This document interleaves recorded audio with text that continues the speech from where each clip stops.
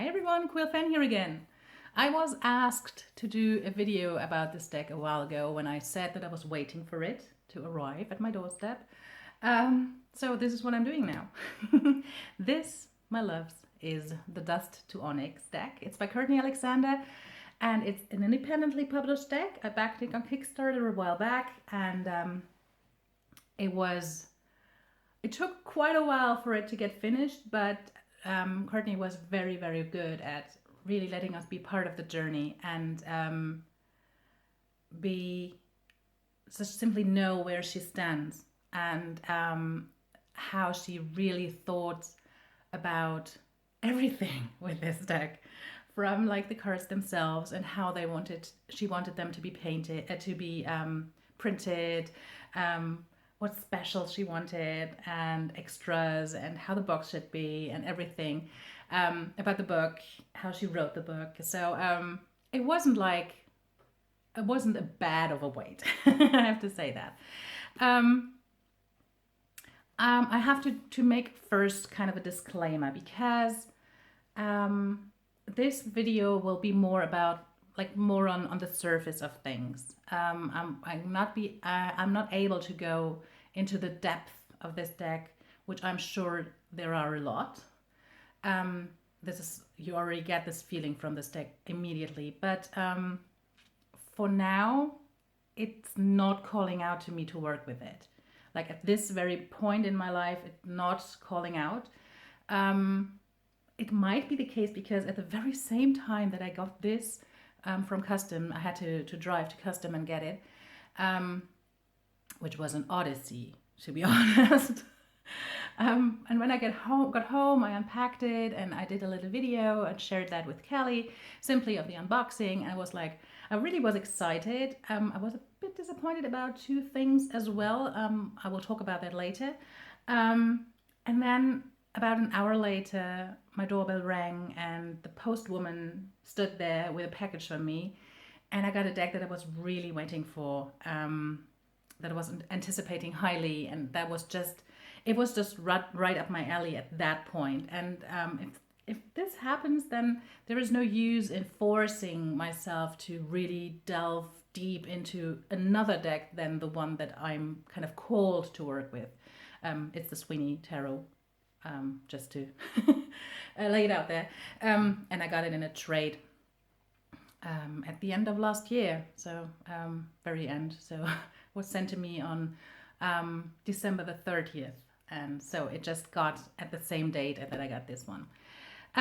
But again, so I will talk about it. I will talk about the deck, about my first impressions, but I cannot talk about how it reads because I haven't done a reading with it yet. This is just how it is. I will come back to it once I work with it. At least I will try to kind of give you more information about it then. So, but now to this gorgeous deck itself. As you can see, the box has this kind of holographic effect, which is very beautiful. I have to say though, that at the very first moment that I got this box, I already knew that I'm not going to keep it. Because it's too busy for my liking, and I know it's kind of sacrilege, but I'm not a huge fan of this holographic foil thing. I mean, I don't hate it. I like it actually with the Fountain Tarot, but it's just a bit too busy for my liking. Plus, in this box,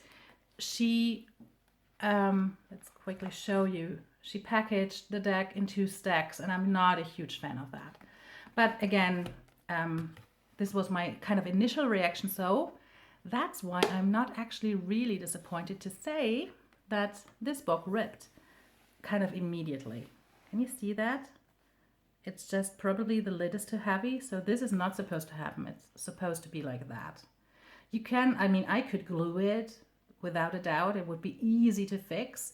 Not going to do that again though, because I'm not going to keep this box anyway. So this is why I'm not angry about this or disappointed at all.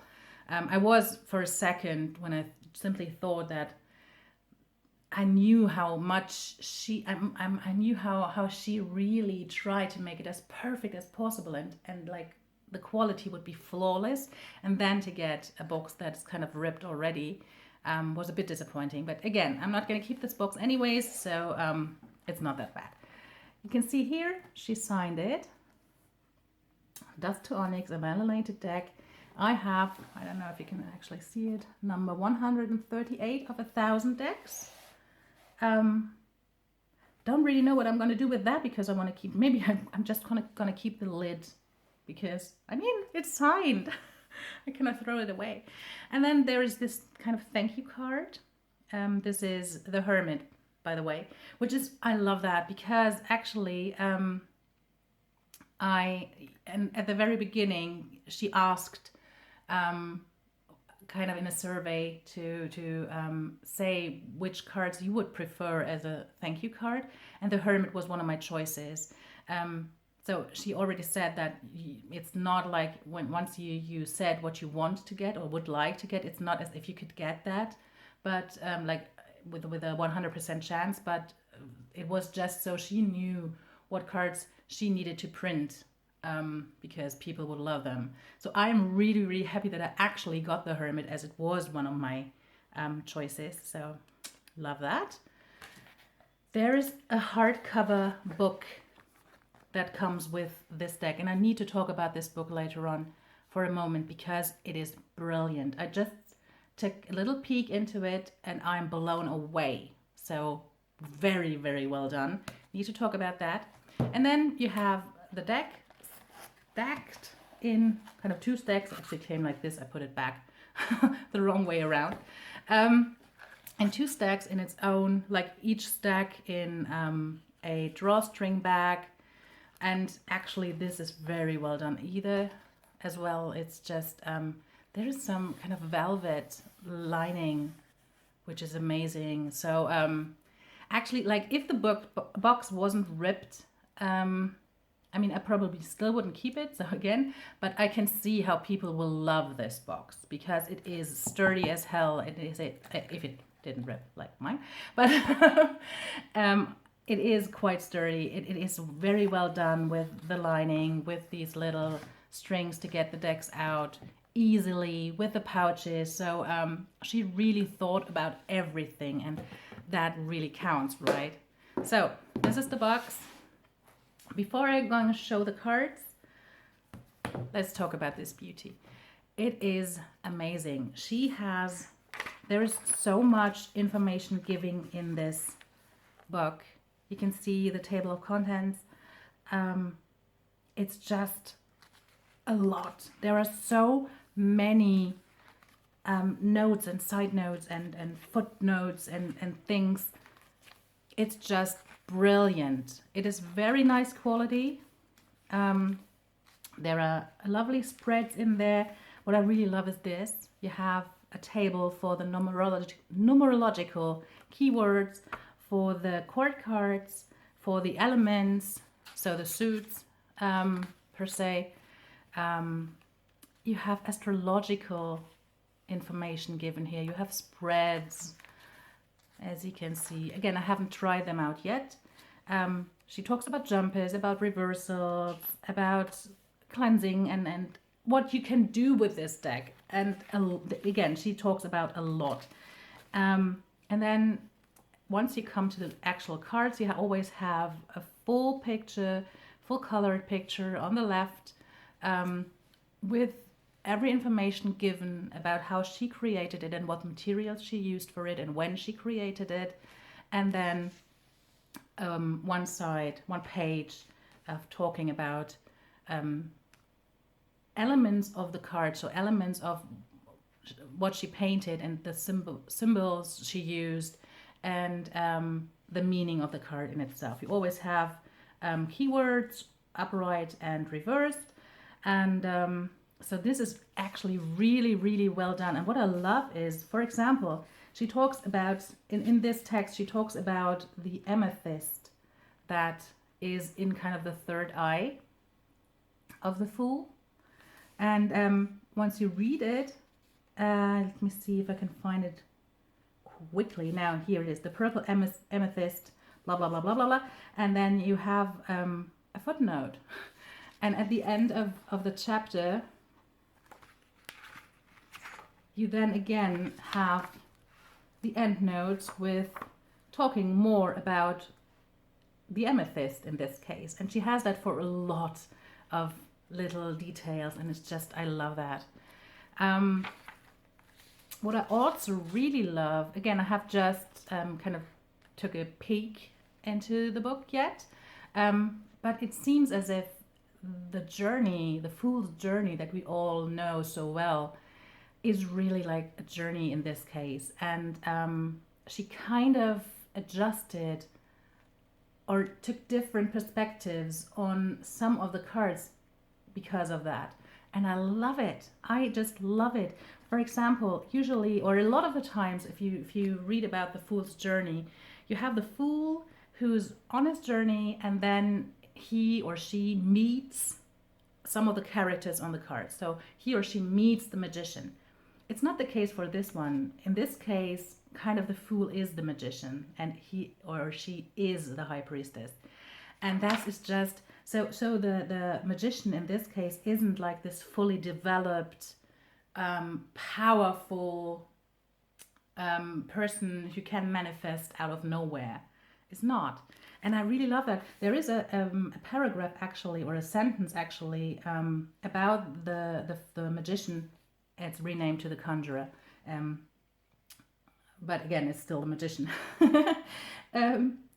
That I really loved, and it's actually not even in, I mean, there's a lot of information given in the page that is for the conjurer, but actually the one sentence that really stood out to me wasn't in this paragraph, but it was in the page that's dedicated to the shaman or the high priestess. And that was so, it kind of really gave me new perspective. It gave me something to think about, and I really love that. I love when that happens, because there is something, she said, we encountered the conjurer who, like a child, tinkered and explored all that they could, and they failed over and over, just as scientists do, letting the small victories fuel the hunger for more knowledge. And this failure with the magician is something that I never really thought about. And I really love that aspect. So there is, a long story short, I said it, I would talk like very briefly about these things. And now I'm kind of excited and get into a ramble. So I'll try to come back to the point. There is a lot given there. There's a lot to think about in this book. And I just love it. I'm going to read this book, and I'm going to work with this book already now, even though the deck itself does not call out to me right now to work with it. But I'm 100% sure that it will, and I've never been wrong so far with that. So its time will come. I am 100% sure about that. So it goes on the same way for the, so there's no difference in the way she worked with the majors or the minors. You still have the picture to the left, and then a whole page dedicated to it to the right for all the cards, as you can see. And then she also talks much more about the court cards, where she actually, as you can see here, sometimes wrote a lot more than just one page. So this is quite interesting. She also changed a lot of names of the cards, and she talks about it very nicely, as like whether it's the court cards or it's the majors. So you really can follow her through all of that. You can see here. Can you see how many notes there are? Like, there is proof almost for everything, like not necessarily proof, but she really is, it's kind of a scientific way of approaching things. And I love that. I love that she did not just write it down like without any inspiration, or without giving note to the inspirations she took from. So I love it. I love it. At the end, you can see here is the author's bio, the artist's statement, and then you have room for notes. So, wow, just wow to this book. Yeah, definitely. So as for the, it doesn't want to stay there, so let's just put it up, whatever. As for the drawstring bags, I'm not going to keep those either, but I will use them for probably oracle decks or something. Because you know, right now I am on a, I don't know, I'm going down the river of making boxes. So I will make a box for this deck. I already have something in mind, so can't wait to do that. It comes with kind of a separation card, so that the first one is kind of, the first card kind of is secured from like the material of the drawstring bag. So there is nothing on this card, it's just the bags. So let's put it together, because one deck belongs in one pile to me. So this is the deck. The cardstock is amazing, amazing cardstock. Let me quickly grab another tarot card so you have reference in size. I'll be right back. Also, my washing machine was just piping at the top of its lung because it was done, so I had to shut it off. So this is the Healing Light Tarot, which is a standard low Scarabeo deck size. So just as so you can see, these cards are huge, a lot wider actually, just a little bit higher, but a lot wider than standard tarot cards. So even for my hands, I mean, I can still grab them, but it is, and they're a chunk. They're chunky because the cardstock is just so well done. They have such a nice gilding. I have never seen that before, because if you just look at it, like simply look at it, it appears to be matte. So you really cannot see shimmer or shining, but once you move it in the light, it starts to shimmer and to glitter so beautifully. It's just, I have never seen one. It doesn't come off to your hands, which I prefer, because I hated that for the Astara, where you always end up with glittery hands. But this is just, look at that. So beautiful. So beautiful. And just again, the details in this deck are stunning. Stunning. You have gilding. As you can see already, like the title card is gilded at some point, but the deck itself is very matte. So you have this smooth kind of velvety finish you always get with very matte cardstock. I just love it. And you also get kind of a texture because of that. It's just brilliant. I am mesmerized by that. So here are the cards. The emerging one equivalents the Fool. You can see you have the gilding on top and bottom. You have the name in gilding. You have the number. But then also, if you feel over the cards, you always have other parts of it that are shining as well, because there is some what was it called, UV foil, and you also can feel it. It's kind of, you just feel the texture. So you have this for the third eye here. I love it. I just love it. Here you have the Conjurer, an equivalent to the Magician, and you still can see. How can you see that? It's just so beautiful. And I love that she's actually, or he, whatever, it's kind of a bit, it could be both.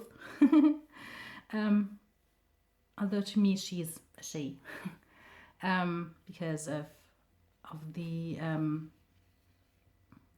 of, I cannot think of the word right now, but this sign for eternity, almost being like a bow to her hair.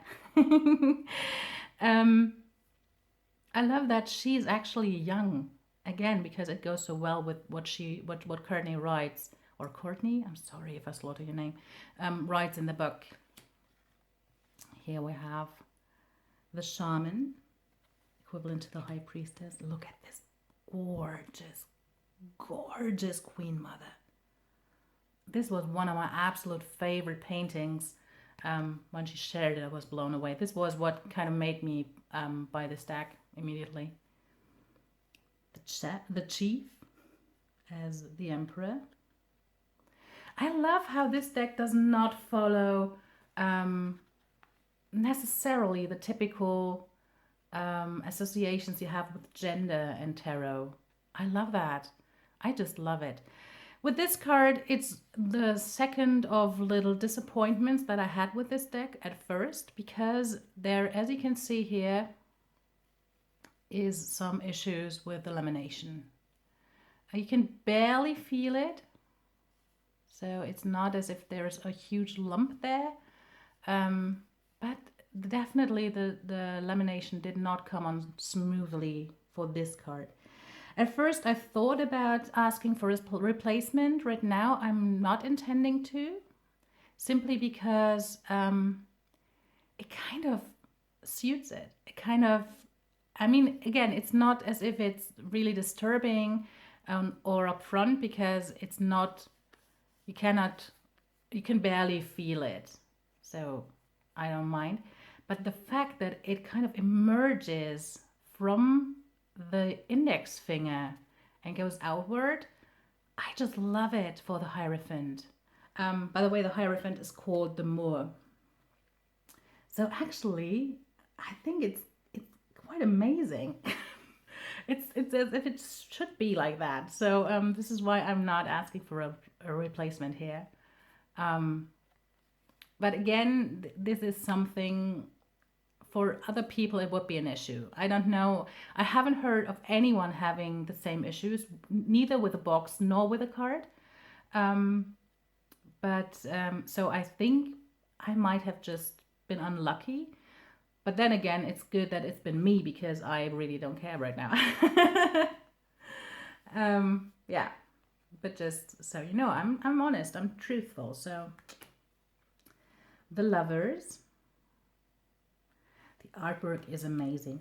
One thing I have to add to the artwork, because then I will just do a flip through, because again, I haven't really worked with this deck. I cannot really tell much about the cards and about the reaction to them, because I actually haven't even seen all of them by now. And I want to read the book first. So I will do just a flip through in a second. But what I wanted to say for this deck, and I had it the most with, let me see if I can quickly find the card where I had this reaction to. This one was, it was the Four of Blades. I feel like this deck, I have to start a different way. Sometimes if you do a reading with a different deck, you have a question, you pull a card, you turn the card over, and kind of immediately you get sucked into a specific part of the image. You kind of zoom in onto something. At least it's like that for me. Because maybe this little detail is the one detail that kind of is the answer to your question. It's kind of important. For this deck, I somehow feel as if it's important to kind of zoom out a bit, to get, to really see the image. It's like if you're in an art gallery and you have to take a step back so you're able to really take in the whole image. And I feel like that for this deck, because at first when I looked at this card and I was kind of drawn in, I couldn't really see what it was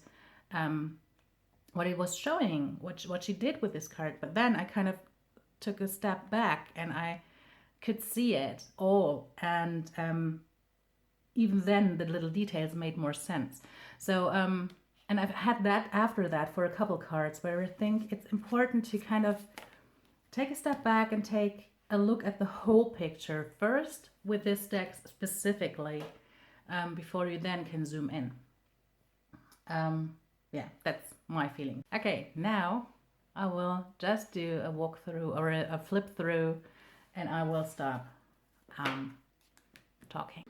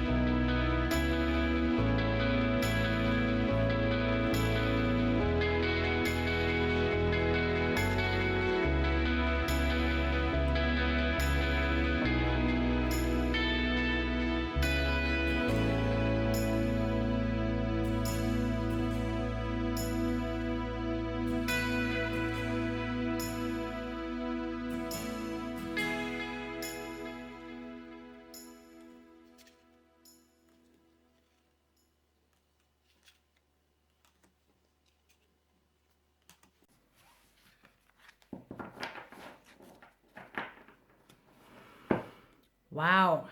So I have seen a couple of these images for the first time right now, and they are amazing. I love the art. I love actually I'm usually not a huge fan of kind of mixing of different art types. I really actually like it with this deck because I know that she, it's not digitally done. It's not as if she did it later on, but she actually used, when she painted the picture, she used acrylic paint or whatever, and then spray paint, and then she glued on pieces of magazines and stuff like that. So it's stunning. I really, really, really like it. Again, I cannot talk about how it reads, how it works. I don't know that, but it has a quite sacred feel to it. So the energy is it's very earthy to me, and very, a bit watery actually. Ancestry, let's call it like that. So, interesting, very, very interesting. I cannot wait for the call, let's say it like that. Again, right now I don't feel really the need to work with this deck, but I think it will be amazing if you did, if the call kind of comes. I doubt that I can actually, let me see, oh my goodness. Well, they are bendable, but it is hard. Because I doubt that I can actually riffle shuffle them. Not quite sure. Oh, let's try. Let's give it a try. Need to make sure that I turn it the right way around because I don't do reversals. Oh my god. Okay, it is possible, but because of the thickness of the cards, it's a hard one. So it's probably better to, yeah, that's nice. And the cards slide very smoothly. I love the different textures on the cards. I did not think that I would love it this much, but I really love that you can actually feel, like for the Hermit, I cannot find it now, but let's take the Ace of Coins here. You can feel this necklace. So it's just, I love this kind of different texture. So very, very interesting deck. I think it will be great to work with, but I cannot tell right now, as I already said a couple times. But so especially for Gail, because he asked for it. Here's the video about the Dust to Onyx. I'm really looking forward to the call for this deck. So I hope you liked this video and it wasn't too shallow for your liking. Again, I will try to come back once I really work with this deck and then talk about that. Okay, so that's it for now. I hope you're having a lovely day. See you soon. Bye.